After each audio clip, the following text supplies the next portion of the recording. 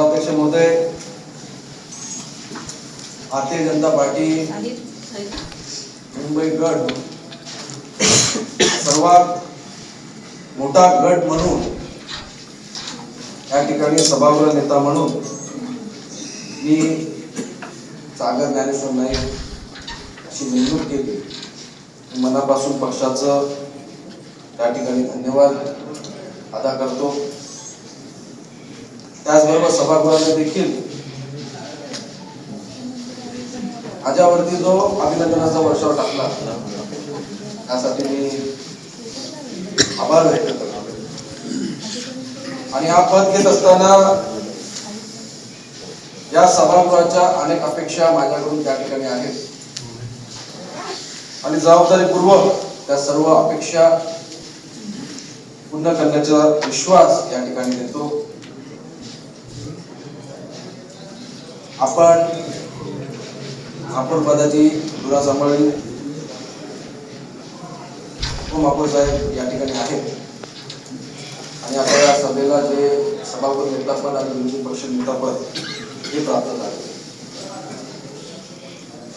या शहराचा कारभार हा या सभेच्या माध्यमातून या सभागृहातूनच पुढील 5 वर्ष चालणार आहे. आणि कामकाज कसं चालावं, कशा रीतीने चालावं, कशाच्या आधारावर चालावं यासाठी आपलं नियमाचं पुस्तक, त्याचबरोबर महाराष्ट्र महानगरपालिका अधिनियम हे दोन आपले या सभागृहाची भगवद्गीताच आहे असं मानूनच आपण त्या ठिकाणी पुढे 2010 ते 15 मला महापौर पदाचा सभागृहाचा अनुभव. तो सभाध्यक्ष म्हणून मी 5 वर्ष काढले, पण प्रथमच मला आता सभा सदस्य आणि सभागृह नेता म्हणून हा अनुभव प्राप्त होणार आहे. 2015 ते 20 या सभागृहात मी नव्हतो. 15 ते 20 मध्ये काही घटना अशा घडल्या की काही नेमणुका अशा झाल्या प्रशासकीय पदांवरती की ते कायद्यांवरती बोट ठेवायला. कायद्यांवरती बोट ठेवल्यामुळे मी त्या विचार केला बाबा कायद्यांवरती बोट ठेवतात, कायदा काय आहे ते वाचलं. नंतर आपल्या ऍक्टचं पुस्तक आणि नियमांचं पुस्तक म्हणजे चालायला सुरुवात केली. त्याच्यातला मानस आणि त्याच्यात अधिकार आणि आपले हक्क काय असतात ते समजण्यासाठी मला ते वाचून समजायला.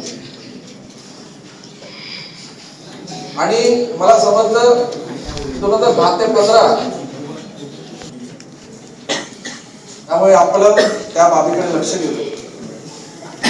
पण निश्चितच आजपासून पुढील 5 वर्ष जेव्हा केव्हा या सभागृहामध्ये कामकाज होईल, सभागृह नेता म्हणून आपल्या सभागृहाच्या संख्येचं निरसन करण्याची जबाबदारी ही आपली सर्वांची त्या ठिकाणी असेल. सभाध्यक्ष महोदय त्या ठिकाणी सभेचं संख्येचं निरसन करतीलच, त्याचबरोबर सभागृह नेता म्हणून देखील संख्येचं निरसन करणं माझी जबाबदारी त्या ठिकाणी राहील. आणि सभाध्यक्षांकडे या सभेचा मानस काय आहे, सभेची इच्छा काय आहे, त्या माध्यमातून त्यांच्यापर्यंत पोहोचवण्याचा मानस माझ्या माध्यमातून करण्याचा मी प्रयत्न करणार आहे. आणि यापुढे अनेक नवीन खऱ्या अर्थाने तर नवीन बाबी नाही, त्या बाबी कायद्यान्वये असतील पण त्या आपल्या अंमलात नव्हत्या, त्या आपल्याला बघायला भेटणार आहे. कदाचित आपल्याला प्रश्न पडेल की हे आधी तर कधी झालं नव्हतं, पण आता कसं होतंय. तर निश्चितच आता जे होतंय ते कायद्यान्वये होते, नियमानुसार होते, अशा प्रकारचा मी तुम्हाला विश्वास आहे. नाईक साहेबांच्या नेतृत्वाखाली नवी मुंबईच्या जनतेने या महापालिकेचं नेतृत्व त्यांच्या हातात घेतलं. हा हेड ऑफिस जेव्हा उद्घाटन झाला तेव्हा महापौर असल्याचा मला मान त्या ठिकाणी प्राप्त होता.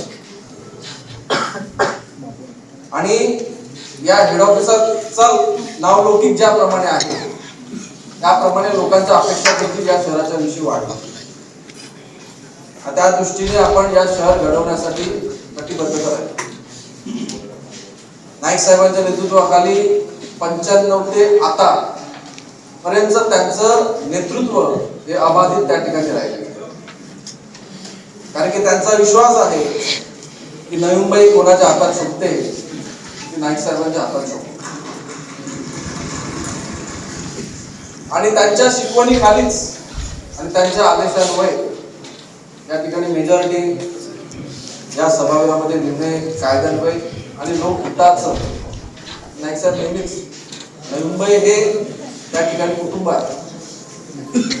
20 ते 26 सभागृह नव्हतं, पण नाईक साहेबांनी कधी आपल्याला सभागृहाची कमी होऊन दिली नाही.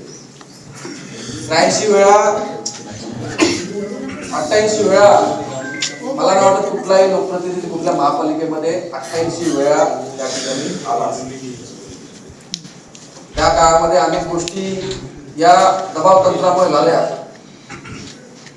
पण आता त्या 2020 ते 26 चा 30 आहे तो आता या 5 वर्षामध्ये आपल्याला भरून त्या ठिकाणी काढायचं. आणि ज्या पद्धतीने आम्ही निवडणुकांमध्ये लोकांसमोर जात असताना लोकांना ग्वाही दिली की या 5 वर्षामध्ये असे निर्णय आपण घेणार जेणेकरून नवी मुंबईच्या नागरिकांचा पुढील 50 वर्षाचा भविष्य अवलंबून आहे. आणि ही 5 वर्ष त्यासाठी खूप महत्वाची. त्यामध्ये समोर असलेले विरोधी पक्ष नेता यांनी निश्चितच विरोधाला विरोध न करता कायदा कलम नियम आणि आपल्या शंका या तुमच्या काय असतील त्या ठिकाणी मांडल्या पाहिजे आणि सभागृहाच्या वतीने ते दूर करण्याचं आमचा त्या ठिकाणी मागणी. लेटेस्ट अपडेट्स और ताजा तरीन खबरों के लिए TV1 इंडिया लाइव को सब्सक्राइब कीजिए और नोटिफिकेशन पाने के लिए बेल आइकॉन को दबाना मत भूलिए.